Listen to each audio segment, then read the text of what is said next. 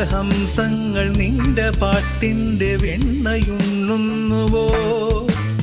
പകുതി പൂക്കുന്ന പാരിജാതങ്ങൾ പ്രാവു പോൽ നെഞ്ചിലമരുന്നോ? ഉറുകി നിൽക്കുന്ന നിന്റെ യൗവനം രുദ്രവീണയായി പാടുന്നു. നീ ദേവശില്പമായി ഉണരുന്നു.